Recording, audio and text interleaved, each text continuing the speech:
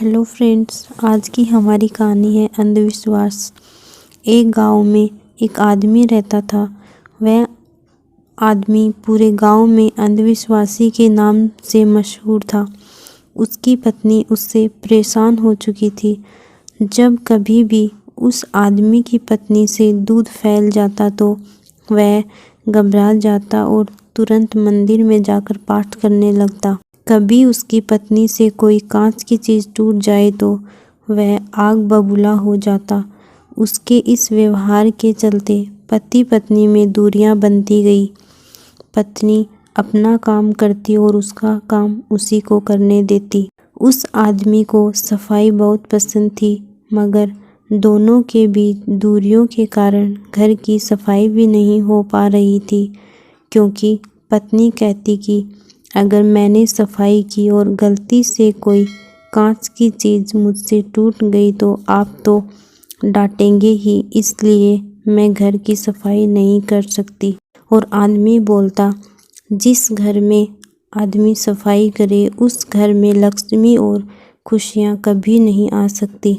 अब सफाई को लेकर भी दोनों के बीच में खूब बहस होती। आखिर में उस आदमी को काम वाली बाई रखनी पड़ी, मगर काम वाली बाई भी उसके अंधविश्वास के चलते वहाँ ज़्यादा दिन न रह सकी। एक दिन उसके घर में चोरी हो गई।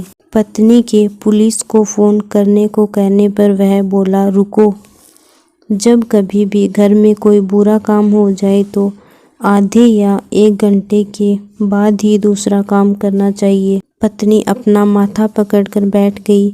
उसकी पत्नी रोज़ यही सोचती कि कब उसके आदमी का अंधविश्वास छूटेगा, पर कहते हैं कि भगवान के घर देर है अंधेर नहीं।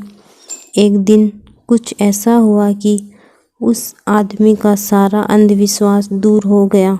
हुआ कुछ यूँ कि कुछ दिनों से उस आदमी के घर के पीछे स्थित नारियल के झुरमुट से एक बच्चे की रोने की आवाज़ आती थी, जिससे वह बहुत डर जाता। उसकी पत्नी कहती कि चलो देख के आते हैं कि आखिर क्या है वहाँ पर वह उसे डांट कर घर से बाहर निकलने ही नहीं देता। एक दिन वह एक तांत्रिक को अपने घर पे ले आया। तांत्रिक ने घर पे आते ही कहा कि इस घर में और इसके आसपास काली शक्तियों का बसेरा है। वह आदमी डर गया। उसने बोला, बाबा अब क्या करें? बाबा ने कहा कि एक हवन करना पड़ेगा और इसमें 21,000 रुपये खर्चा होगा। उसकी पत्नी ने उसे रोका, पर वह नहीं माना। हवन होने के बाद भी कुछ नहीं हुआ। एक दिन उसके घर के पास से राजू निकला, जो उन नारियल के पेड़ों से नारियल तोड़ता और उन्हें बाजार में बेचता था।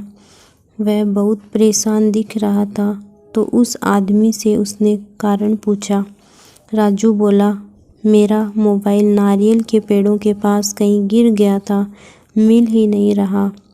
वह आदमी बोला, राजू वहाँ मत जाया कर, वहाँ काली शक्तियों का राज है। वहाँ रोज़ एक बच्चे के रोने की आवाज़ आती है। यह सुनकर राजू ज़ोर ज़ोर से हंसने लगा और बोला, साहब आप कितने पागल हो, वह आवाज़ तो मेरे मोबाइल में से आती है। मैंने अपने मोबाइल में बच्चे के रोने की आवाज़ सेट की है। आसपास के खड़े लोग भी उस आदमी पर हंसने लगे और उस आदमी की गर्दन शर्म से नीचे झुक गई।